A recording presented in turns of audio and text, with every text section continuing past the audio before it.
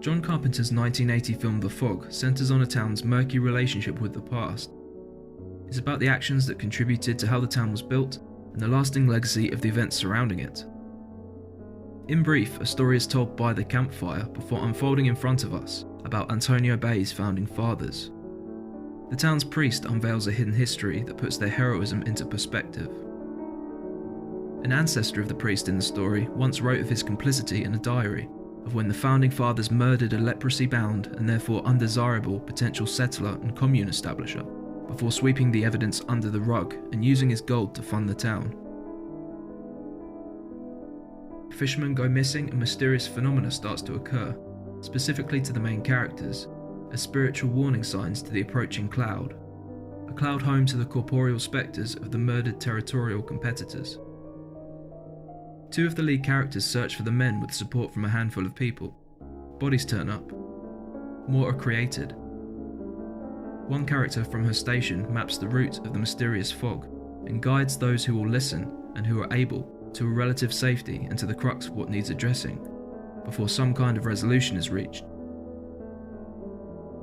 The Fog deals with historical memory and talks implicitly about the US's relationship with the past. Some of these observations are US specific, others talk about how power acts more generally. It also talks heavily about connection at a point in time where new fast modes of communication were expanding and informing our relationships with various aspects of society and the world. These two prominent themes interact in a film made during the political and cultural ascendancy of what's referred to as, among many other things, neoliberal capitalism.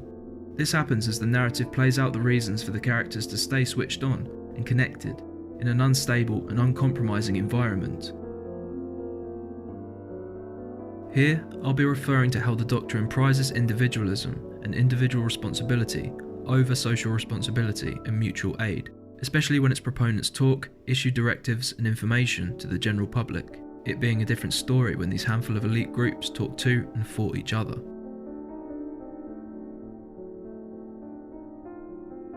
The film addresses the cloudy question of who would get to control communication, and really, what communication will come to look like in the immediate future, owing to the growing influence and prospect of crystallizing political and cultural attitudes towards privatization, deregulation, and individualism, three major features of neoliberal capitalism, as it dauntingly hung over the heads of both early 1980s society in real time and through mysterious imagery over the inhabitants of Antonio Bay. The eerily familiar setting of a town as an immersive experience, in much the same way that society is. The film explores the downside of the immersion on certain terms, the actively harmful parts of getting lost in an environment you can't comprehend or feel like you have any control over. It's a film for today.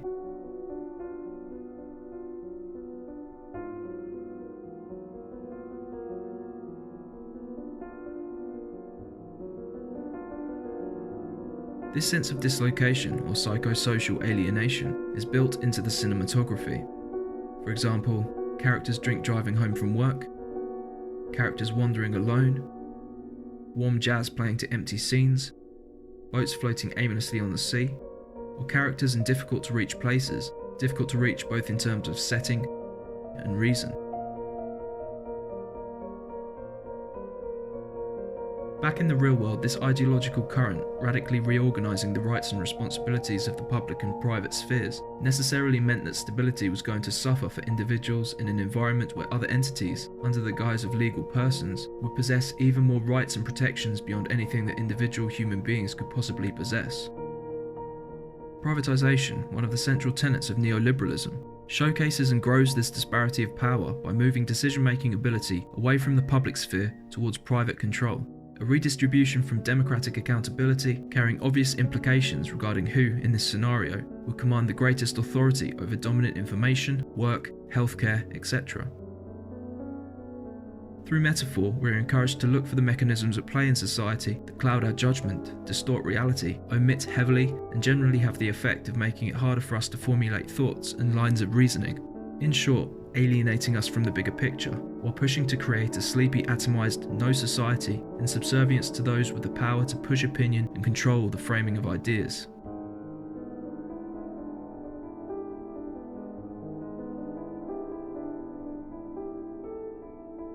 John Carpenter was never a stranger to putting politics into his films. Where his later film They Live announced the director's political outlook and tendency for social commentary in a loud way, The Fog voiced a comparatively subtle but no less important concern for the fate of society. Often neglected in terms of its perceived importance to the horror canon and to some extent by Carpenter himself, The Fog, made 2 years after the box office success of Halloween, deals with the never irrelevant theme of the influence of power in society. That said, the film is also still both thematically indicative of the era that ushered the slasher film to prominence, while also being a film, like Wes Craven's Dream Warriors, that showed a viable means of resistance against the 1980s monster. The film looks at cohesion, led by the importance of human connections to the environment, in a place where the eternal spectre of forgetting threatens to subvert that. In a similar way, the suburban landscape of Haddonfield 2 years earlier was also marked by a lapse in the memory of the town, where only the folk legend Boogeyman remained, in place of the brutal murder that was effectively erased in the lives of Laurie Strode and friends. This was an event disappeared within a single generation that inadvertently served to put the characters in a greater danger for not knowing. This was a familiar theme throughout the slasher period, and perhaps most evident in 1984's A Nightmare on Elm Street, where the crime of the parents is mystified by them encouraging their kids to sleep, to ignore the paper trail, to not seek out the communicated story, to let the fog in. Dream Warriors looked at a viable antidote to this. Here, the three main characters embody this cohesion, while all occupying different locations, mindsets, and physical proximities to one another. One character, Stevie, played by Adrienne Barbeau, acts as the catalyst for positive action against the ominous yet ultimate authority of the forces that inform memory and disconnection. She maintains her house, frantically powers the emergency generators by hand when the electric goes out, and acts as a spiritual haven for comfort, knowledge, and connectivity. The town can reach her radio station quite easily if they want to. She is not removed from performing this public service because of managerial bureaucracy and company interests.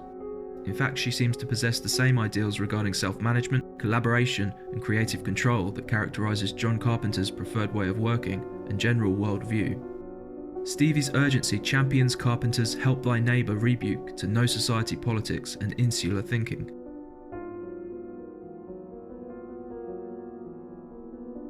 This sensibility is also shown through Elizabeth and Nick's indulgence in each other, but then in how they transform the experience into an outgoing quest on behalf of others. Their actions are instructive. Find what you need, revitalise, formulate a plan, but then don't remain static. Use the gathering of new foresight to go and help somebody. Here to either decloud or help to evade the thing altogether, or really to face it without being consumed by it. That said, the properties of fog are deceptive. When you're in it, it doesn't seem like you really are. You can always see your immediate surroundings, and the fog always looks like it starts just beyond that. So fog can be an isolating, limited, and intensely subjective experience, and those kinds of things inform the horror here, and can be some of the negative effects of individualizing experience under neoliberalism in society, towards a dominant point of view that isn't required to legislate for basic human need, when no such universal seems to exist. We are drawn into this world away from the campfire story, into a place where the function of intergenerational storytelling has atrophied, highlighting another important component of the film. The coastal setting gives gravitas to the story in its symbolic representation of time, life, death, renewal, and the moral exceptionalism of imperial power. Carpenter, forever with his eye on the ball, made this film feel like an impending disaster. Horror in the 1980s, in no small part, started reflecting elements of what people foresaw as this real-life approaching disaster in various ways. In one of these ways, you might even say, on top of a fog that had already settled, in terms of the inherent hopelessness of scenario for a high percentage of the main body of characters in the slasher film, who, in films in the Friday the 13th series, tended to be situated in close proximity to the allegorical kinship of fog, the dark of the unknown woods, and in others, would find themselves in environments they perhaps knew, or thought they knew, but would mostly wander alone before death happens. Isolated people are easier to dispose of, especially when made fearful or to feel lost. The slasher film grew from films like The Fog, while commenting on how under these conditions a tiny minority make it, never without help and never free from trauma or tremendous personal and social cost. The rugged individual is aggrandized through both the killer and the final girl from different perspectives. Whoever comes out on top, the individual comes out on top. Stereotypical teens, void of purpose or depth, very often come across poorly or aren't memorable as characters, beyond how creatively ambitious their death scenes are, while any survivors, as demonstrated in the Friday the 13th films, with one notable exception, are generally absent from the next film, with the caveat being that the killer is probably still alive and always will be.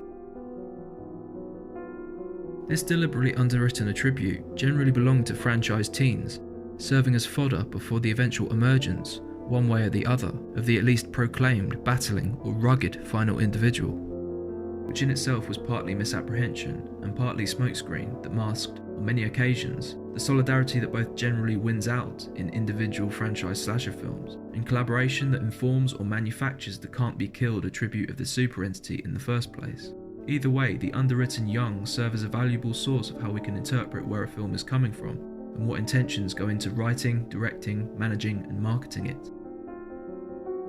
Overall, these specific films say more about the myth of the individual as idealised by neoliberalism than whether or not we are encouraged to kill people if we see something through the point of view of the killer, a framing that, in my view, has contributed to why these films aren't critically well regarded. All too often, the moral guardianship of power trumps recognising something socio-politically relevant about the organisation of power as creatively explored through film. Understandably, if not honourably, safety and stability wins out, but at whose expense? Might we not require safety and stability on better terms? Might we not need transmitted stories about how power works? Time is in short supply for the inhabitants of Antonio Bay. The true nature of the phenomena is hidden. Reacting without prior knowledge is the only thing to do, though the film does point to why it doesn't have to be like that.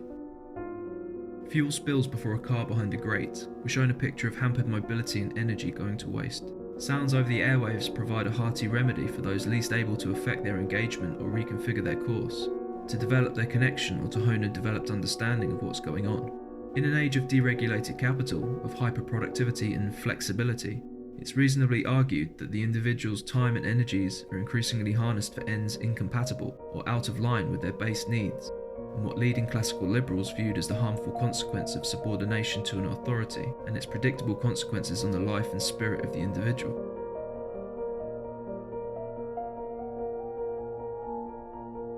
Fishermen talk about their domestic estrangement while they signal towards their propensity for being coerced. The way they talk feels like a somber attitude to the end of the world. Anchored in place, the hook at the end of the line catches them. One of the death scenes is shot like a home invasion before Stevie asks questions about the underlying properties of the phenomena and implicitly about its origins and how it might be stopped. She is the personification of engagement and anathema to the deleterious effects of disconnection and isolation. She poses the types of questions about our environments that it would make sense to be exploring today, but ones made, in many ways, harder to address in an increasingly privatised and individualised world.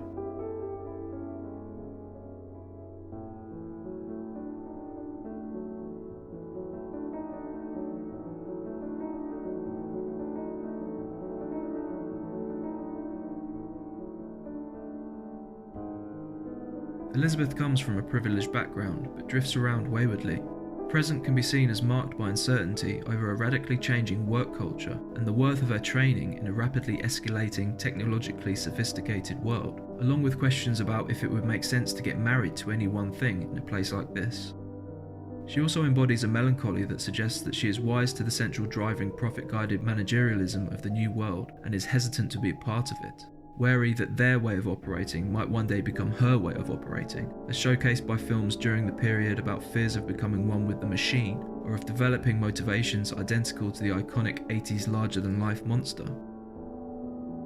Margaret Thatcher once stated in an interview regarding the 1970s and 1980s reconfiguration of economic and cultural common sense that economics is the method, the object is to change the soul. However you wish to interpret Thatcher's words, through Elizabeth's trepidation, Carpenter extracts the horrific extreme and personifies the fear of the individual subsumed by an authority. Like Carpenter, Elizabeth can feel it breathing down the back of her neck.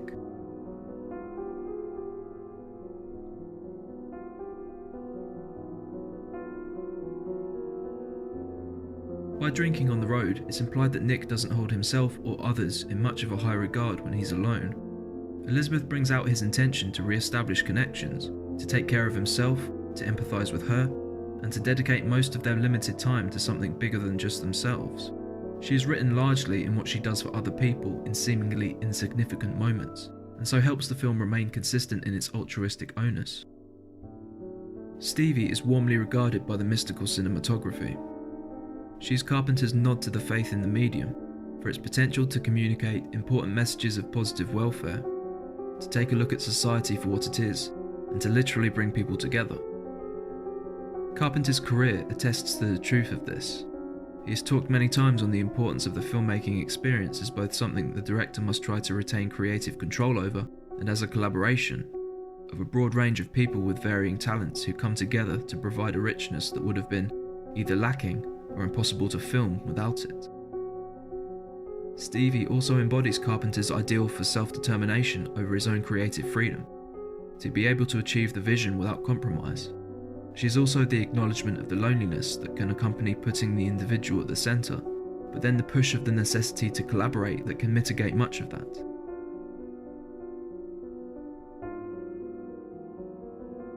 Kathy, played by Janet Leigh, waltzes onto the scene as coordinator for what the story considers Independence Day.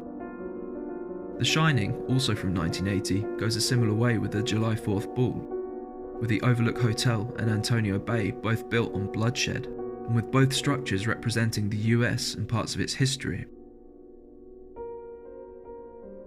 The film comments on how states and power in general, through violence and coercion, retain their dominance, all on a stage that would become prominent in the coming decade, on the campground. Space is often laced with Native American symbolism, as a reminder that the old Indian burial ground trope is a way of talking about the US, and how the whole country is ostensibly that.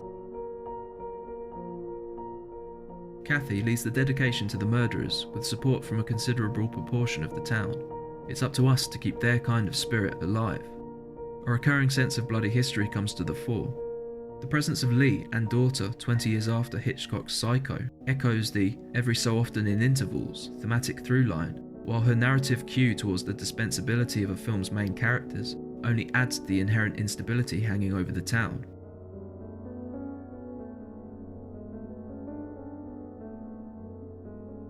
Father Malone, played by Hal Holbrook, relays to Kathy how my grandfather hid his sins in the walls, perhaps another reference to Psycho, the murderous point of view of Norman Bates and his allegiance and tribute to Mother, reflected in this film's cross-generational narrative, evidenced nicely in the festivities, where Kathy stands behind a podium in front of banners, proudly sporting the colours of the motherland, the strident and violent red, white and blue.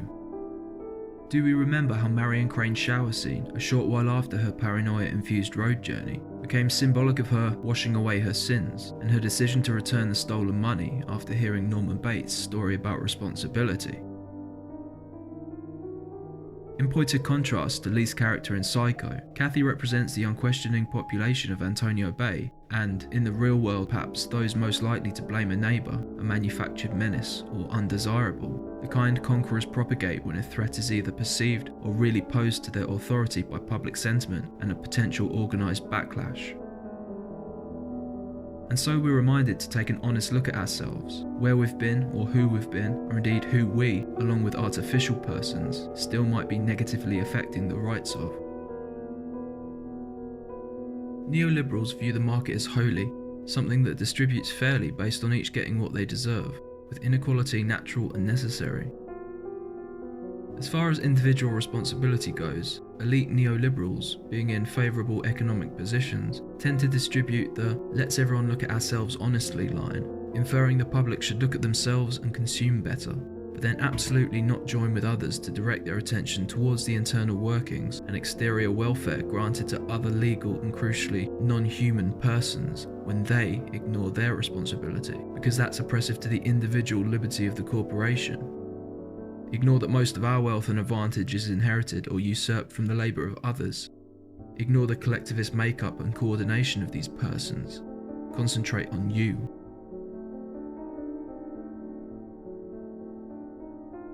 Milton Friedman himself famously wrote that the very idea of corporate responsibility was pure and unadulterated socialism, and the only responsibility of corporate agents was to shareholder profit. Therefore, neoliberalism tends to diminish the available avenues to a full sense of self-realisation, and instead encourages a narrow and superficial version of it, where personal nourishment may be liable to suffer, where methods towards it critical of capitalism in a structural sense can be readily removed from the equation by consent to the framing informed by ownership. Wealth buys, among other things, rights, public relations, legal protections, favourable relationships, and silence. It buys the image of fairness, dresses fraud as jubilant reality, and informs the perimeters of acceptable conversation. It manufactures the home-invading fog that becomes most effective on anchored and isolated individuals.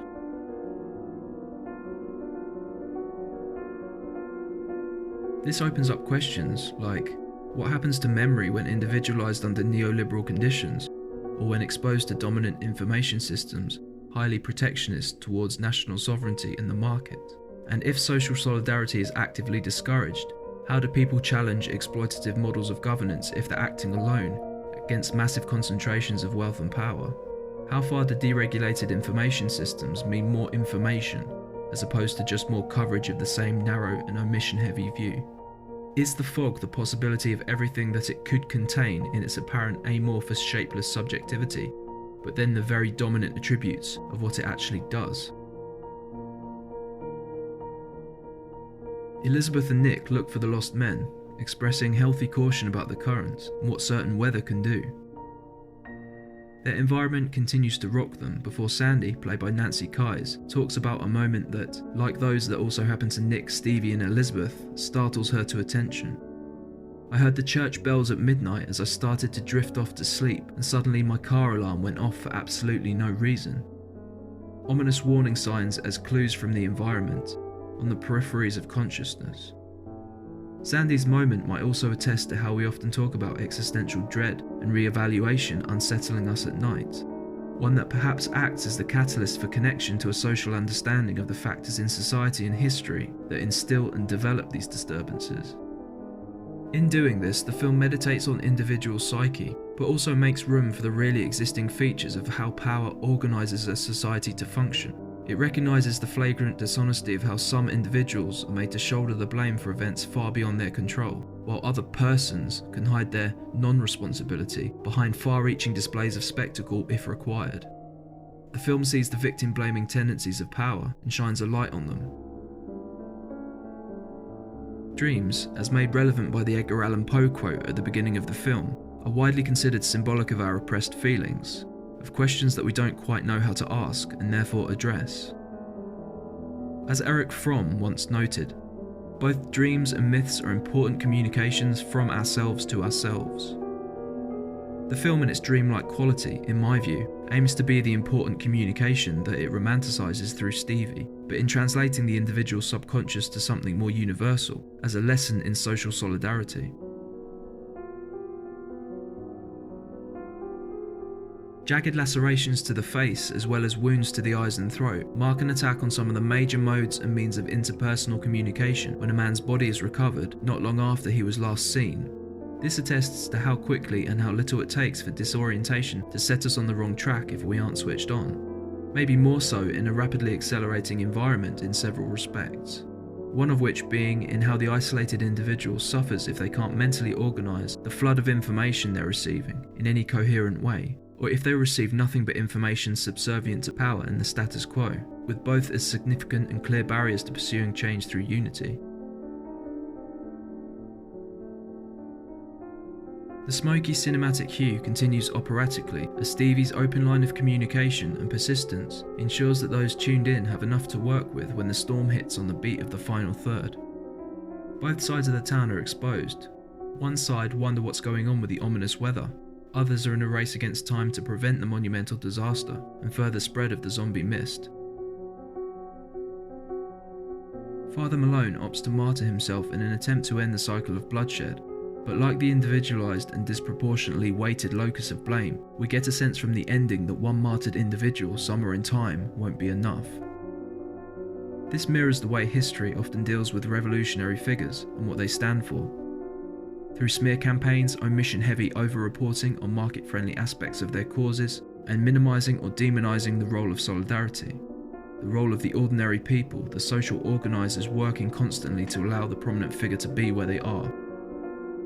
A man alone shown this way disregards solidarity and cohesion, a pointedly unstable climate that boasts the need for inequality and competition for survival, is clearly also one highly likely to invoke fear, opening the individual up to the potential for reactionary prejudice, or establishment subordination against dissent as demonstrated during the intermittent Red Scare propaganda campaigns throughout the 20th century. If the precepts of neoliberalism are accepted routinely without the public, without individuals during their formative years and after, knowing what they're accepting, foundations are laid without consent. In a free society, the public can find out about it, but they need to have heard of the doctrine, to understand it, and to know that there's something informing political, economic, and cultural direction to look for in the first place. As Noam Chomsky has said, people not only don't know what's happening to them, they don't even know that they don't know, as well as asking, how do we know what we think we know about the world? Carpenter encourages us to engage honestly with these questions, and look at how we connect and what we've been connected to, and what we haven't been questioning. If Father Malone's solution isn't viable, where do we stand? What will be enough? Do we bury our heads in the sand, or do we engage in some form of concerted and arduous effort? Can this afford to be sporadic, or would it have to be as consistent as the tides themselves? In any case, Stevie garnishes proceedings with a reminder over the wire of what might be necessary to prevent the atrocities from the past repeating, as well as promotion of an engagement with the world that would ensure that we don't have to keep relearning or pulling from the cultural compost heap lessons about capitalist ideology that were well understood in the 19th century. The modern world needs the fog as the campfire story, in the way it illuminates some of the features of doctrines that have so far prevailed, and in its response to them, it doesn't deserve to be forgotten. The film doesn't eject us from the world, making it clear that this is where we've settled, this is where we have to engage, and how we go about doing that determines the consequences for so many others besides ourselves. In a world where inequality is viewed as necessary, power will always protect this interest by convoluting information, disseminating blame to those most in need, and appear to be offering genuine solutions rather than safe, market-friendly solutions, while really making people feel more alone and blameworthy than ever before. Only in fully understanding power, ideology, and its effect on our environments can we expect to gain a sense of clarity or freedom in any real sense. And only then will we gain enough insight to direct our attention back towards the most beneficial avenues of substantive change. Carpenter's campfire story provides valuable folk wisdom to slasher campers everywhere.